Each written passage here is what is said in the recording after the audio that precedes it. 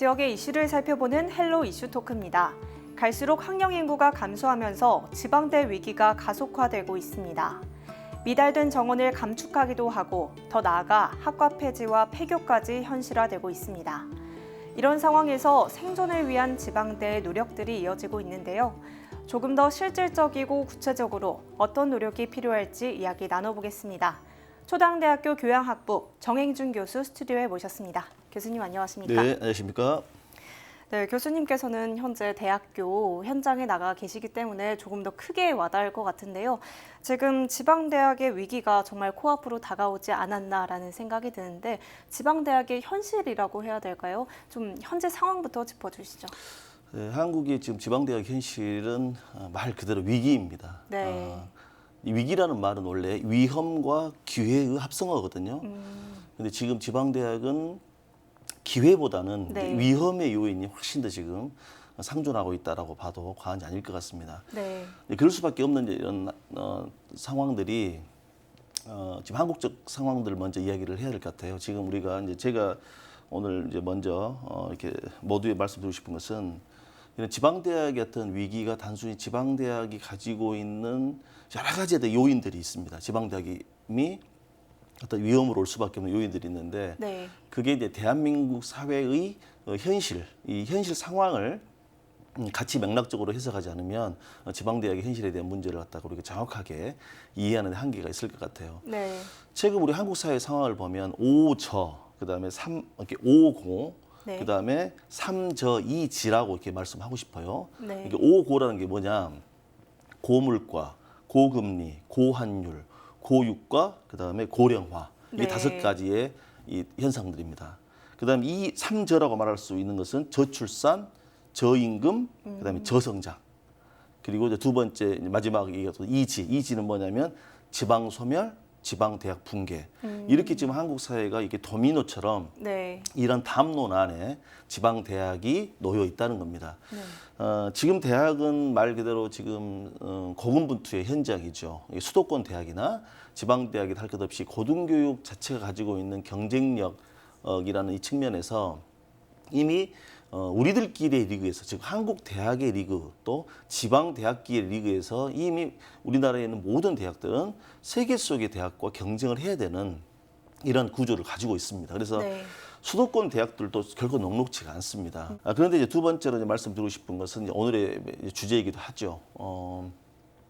이 지방 대학의 현실은 굉장히 이제 이게 문제가 매우 심각합니다. 왜 그러냐면 지방 대학이 문제라고 할 수 있는 그 근본 원인은 대학의 입학 정원과 네. 대학의 수험생 수 간의 미스매치입니다. 다시 말하자면 대학의 정원은 많은데 네. 학생 수 들어오려고 하는 학생 수가 적다는 거죠. 여기에서부터 지방 대학의 생존의 문제가 이제 도래하는 겁니다. 뭐 벚꽃 피는 순서로 대학이 없어질 것이다라고 하는 자조 섞인 말도 있는데 네. 그게 사실상 이미 현실화되어 가고 있다라고 봐도 과언이 아닐 것 같습니다. 가장 큰 문제가 이제 인구 사회학적 요인입니다. 지금 이제 방금 제가 말씀드렸던 것처럼 저출산에 관한 문제가 가장 큰데 네. 작년 한 해요. 그러니까 쉽게 말하면 2021년도 작년에 태어난 신생아 수가 26만 500명 정도 됩니다.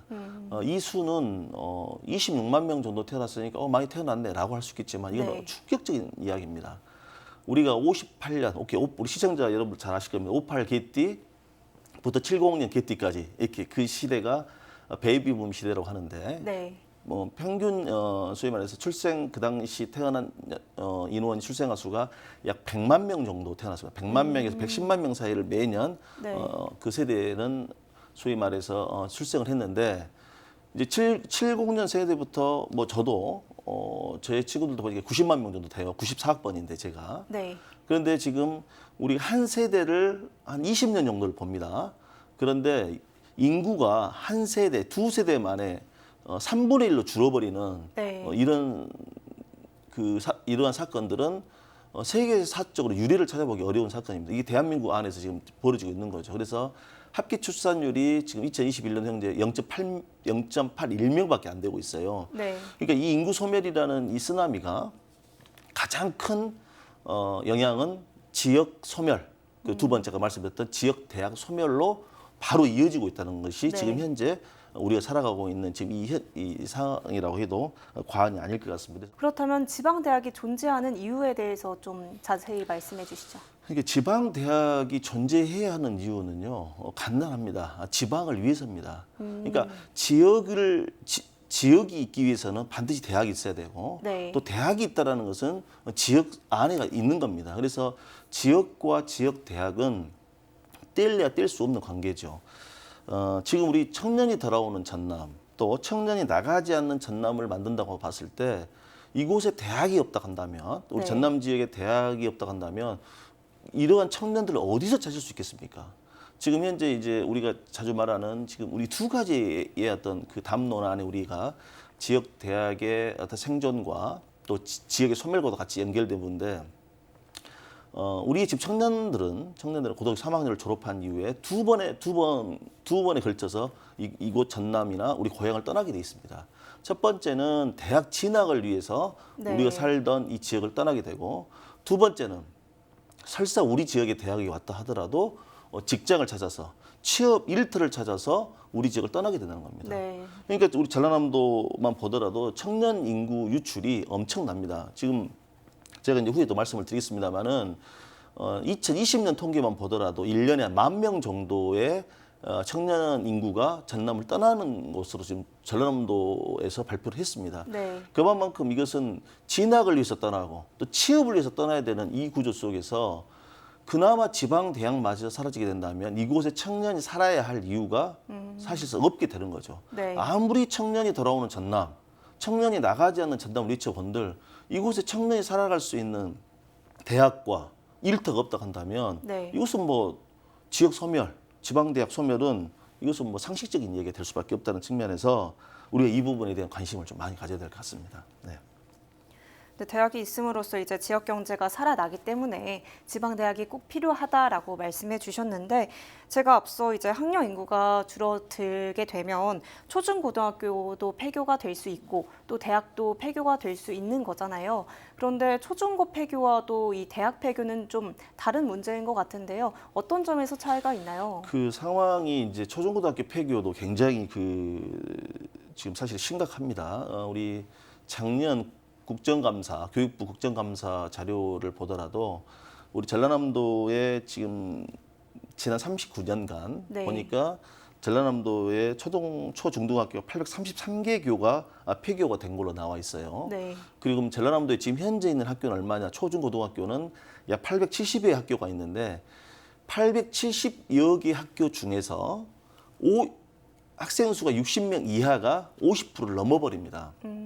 그러니까 사실상 전라남도 22개 시군 어딜 가더라도 네. 목포, 광양, 순천, 그다음에 여수, 그다음에 나주 정도를 제외한 또 우리 무안, 오령, 남학 같은 경우를 제외한 나머지는 초중고등학교 사실상 굉장히 지금 다운사이징 내지는 폐교 위기에 왔다 해도 과언이 아닙니다. 네.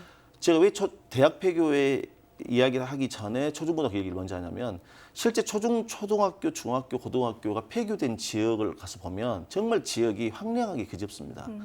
그리고 실제 또 대학이 폐교된 사례가 우리 전라남도에 있죠. 우리 전라남도 강진군 성전면에 가보면 성화대학이라는 전문대학이 폐교가 됐었고, 네. 그다음에 작년의 경우에는 전라남도 광양시에 있는 한려대학교가 산지대학인데 폐교가 됐습니다. 그리고 뭐 이제 그전 이야기지만은 명신대학교라는 순천에 있는 명신대학교, 그것도 산인제 대학입니다. 네. 그다음에 또 광주예술대학교라고 해서 나주에 있는 대학들도 없어졌습니다. 네. 그 지역을 가서 보면 그 대학 하나가 없어짐으로써 그 지역의 생태계가, 즉 우리가 인간이 살아가는 정주할 수 있는 그런 환경 요인이 완전히 황폐화된 그 모습을 여실히 우리가 느낄 수 있었습니다. 네.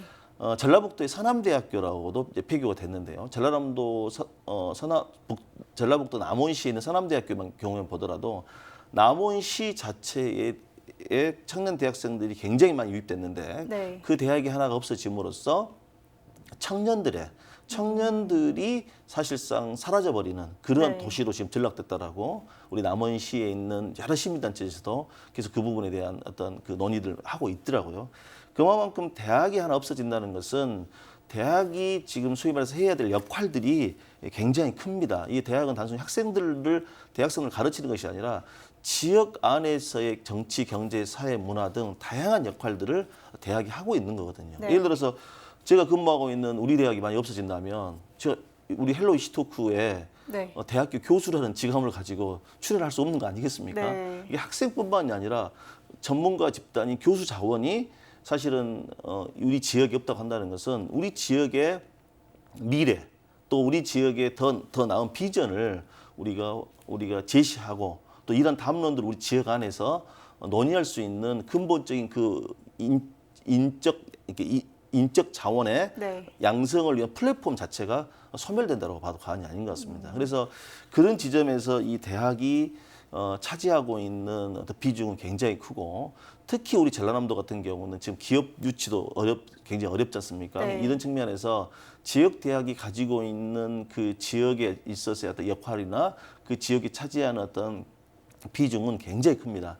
그러면 이제 일단 대학이 살아나야 될 것 같고 또 대학의 경쟁력을 좀 키워나가야 될 것 같은데 특히 우리 전남 지역 대학의 생존 전략이라고 해야 될까요? 이와 관련된 전략은 어떻게 세우면 좋을까요? 예, 전라남도는 아시다시피 전국 17개 광역시도 중에서 초고령화의 아주 1위입니다. 1위 우리 전라남도가. 네. 그런 측면에서 이런 초고령화로 넘어가고 있는 이 부분을 다소 좀 완화시키고 또 지역의 신성장 산업과 지역의 생존과 성장을 위해서는 반드시 이 대학이 있어줘야 합니다. 네.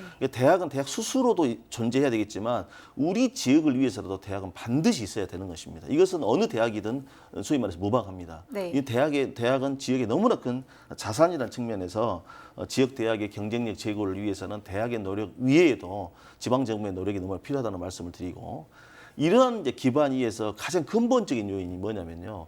수도권 대학의 정원을 줄여야 됩니다.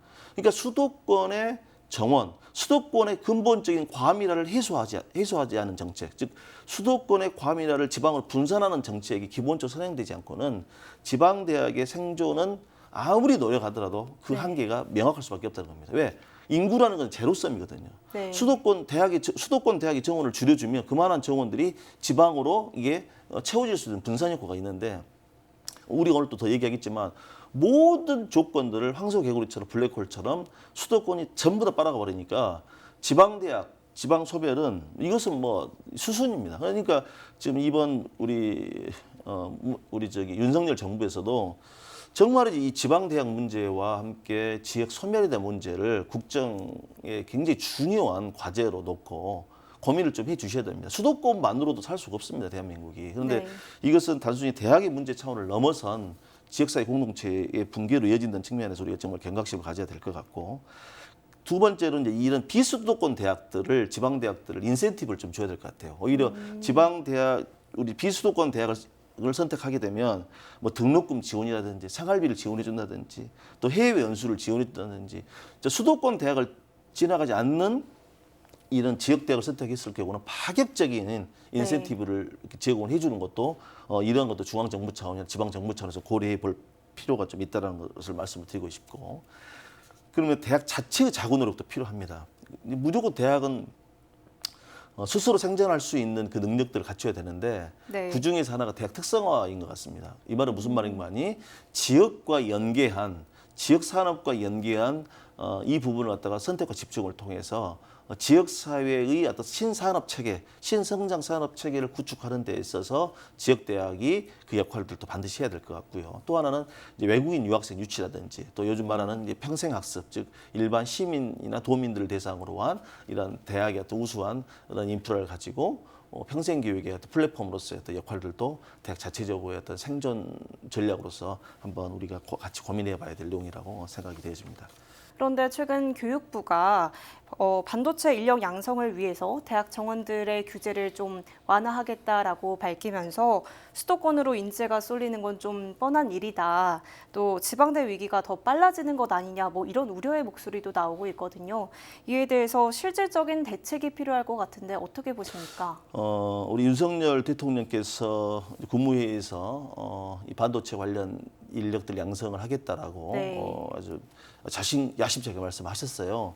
다 찬성합니다. 저도. 그런데 그 정원이 수도권 대학으로 조선 안 되는 겁니다. 네. 지금 방금 말씀드렸다시피 그 정원을 수도권으로 지금 뭐 계약학과라든지 이렇게 해가지고 이제 실질적으로 수도권으로 그 정원이 네. 가게 되면 그만한 인원이 지방 대학에서 다 유출돼 버리게 되는 구조입니다. 왜 아까 말씀드렸다시피 시입생 자원이라는 건 제로섬이기 때문에 총량이 네. 정해져 있습니다. 그러니까 반도체라는 국가 산업을 위해서 이런 우수한 인력들을 갖다가 산업 이런 현장에 제공한다는 측면에서는 굉장히 좋은 이야기지만 네. 그게 수도권 대학으로 가게 된다 한다면 이것은 지방 대학의 소멸을 오히려 부추기는 하나의 큰 덕이든 사과라고 해도 과언이 아닐 것 같습니다. 전라북도 익산에 원광대학교가 있는데요. 원광대학교가 그 반도체 학과를 폐과를 시켰어요. 네. 그 이유가 다 간단합니다. 우리나라 이 반도체와 관련된 생산 기지 또 이런 산업군들이 수도권의 91%가 몰려 있습니다. 설사 지방대학을 나온다 하더라도 일자리는 수도권으로 갈 수밖에 없는 구조이고 네. 당연히 기업의 입장에서는 수도권 대학에 이 정원이 오기를 원하겠죠. 자, 그렇게 되면 그것을 통해서 반도체를 통해서 우수한 인력들이 취업을 해서 국가 경제를 일으키고 국가의 산업들을 부흥하는 것은 너무 좋은 이야기입니다. 대신에 그만큼 지방 대학은 더 빠른 소멸을 갈 수밖에 없는 구조를 갖고 있기 때문에 네. 이 부분을 반도체 인력 양성에 대한 부분을 반대하는 것이 아니라 거기에 할당된 정원들을 수도권 대학에 줘서 안 된다는 것이고 네. 지방 대학으로의 그 정원을 확보를 해줘야 된다는 이야기고 더 중요한 것은 이러한 반도체 산업에 대한 영역들을 지방의 그런 반도체와 관련된 인프라들을 특히 생산 설비라든지 기업이라든지 이런 곳에 같이 이렇게 이전을 해서 지방과 함께 더불어 잘 살아갈 수 있는 그 구조를 만들지 않고는 이것은 아까 말씀드렸다시피 모든 문제의 주범은 수도권 과밀합니다. 그런데 네. 이 부분을 오히려 부채질을 하고 있는 정책 중에 하나가 이 반도체 관련 인력 양성들을 수도권 대학에 주겠다라는 이 지금 현재 이 최근의 이야기들이 우리 사회에 굉장히 큰 지금 이슈가 되고 있는 것이 바로 그 내용입니다.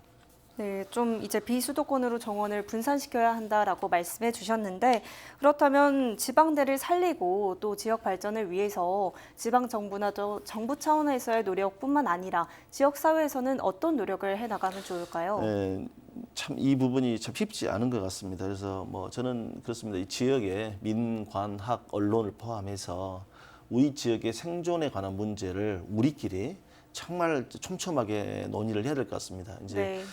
지방 대학 문제뿐만 아니라 우리 지방 분권화 시대 속에서 지역이 생존하고 성장하기 위한 이런 거버넌스 체계를 갖다 잘 촘촘히 구축을 해서 네. 어느 한 영역도 소홀하지 않고 우리가 지금 뭐 이수진 장군께서 말씀하셨던 우리가 양무, 호남, 피무 국가란 말 있지 않습니까? 호남이 없으면 대한민국이 없다는 얘기 아니겠어요? 네. 그러니까 우리 전라남도가 정말로 우리가 민관학 언론까지 포함해서 이러한 생태계가 잘 유지될 수 있도록 다시 말해 지방이 살아야 수도권도 살고 또 지방이 살아야 소위 말해서 대한민국도 살아가는 겁니다. 지역 대학이 살아야 지역도 살고 지역 대학이 살아야 대한민국 국가도 살아가게 된다는 겁니다. 이런 측면에서 우리 지역의 입장에서 봤을 때 우리 지역 대학을 바라보는 어떤 시선들 또 이런 네. 다양한 어떤 협력 체계 네. 대학에서도 일방적으로 뭘 달라고 하는 것이 아니라 지역과 또 지역 대학이 상생할 수 있는 이러한 차원의 플랫폼들 아까 거듭 말씀드렸다시피 거버넌 체계 구축돼야 되는데 오늘 우리 이제 헬로 이슈토크에서 말씀드리고 싶은 것은 전라남도에서 네. 고등교육 지원국이 됐든 고등교육 지원과가 됐든 이 전라남도에 있는 대학과 지방 정부와 연계될 수 있는 일단 행정 조직을 좀 빨리 만들었으면 좋겠습니다. 그래서 대학 지원국도 좋고 뭐 고등교육 지원국도 좋고 해서 이 대학의 정책, 대학과 지방 정부 간의 이 거버넌스 체계가 구축될 수 있는 네. 그런 협력 어떤 지원 조직들이 좀 만들었으면 좋겠습니다. 그리고 22개의 각 시군에서도 마찬가지로 뭐 대학 지원과가 됐든 뭐 고등교육 지원과가 됐든 그런 이런 대학 지원 영역들 갖다가 같이 논의할 수 있는 그런 어떤 공적인 어떤 채널들이 좀 만들어져서 우리 지역의 어떤 문제들 또 지역 대학의 역할들을 좀 더 우리가 네. 같이 함께 찾아가 보는 그런 지혜들이 지금 현재 필요할 거라고 생각합니다. 네, 지역과 지역 대학의 상생을 위해서 그런 환경들이 만들어져야 된다라고 말씀해 주셨고요. 오늘 말씀 여기까지 듣겠습니다. 나와주셔서 감사합니다. 네, 지금까지 지방대학이 살아남기 위해서는 어떤 노력이 필요할지 살펴봤는데요. 대학, 지방정부, 정부 차원에서의 노력으로 지방대가 활성화되고 지역의 밝은 미래를 그려나갈 수 있기를 기대해 보겠습니다. 지금까지 헬로 이슈토크였습니다.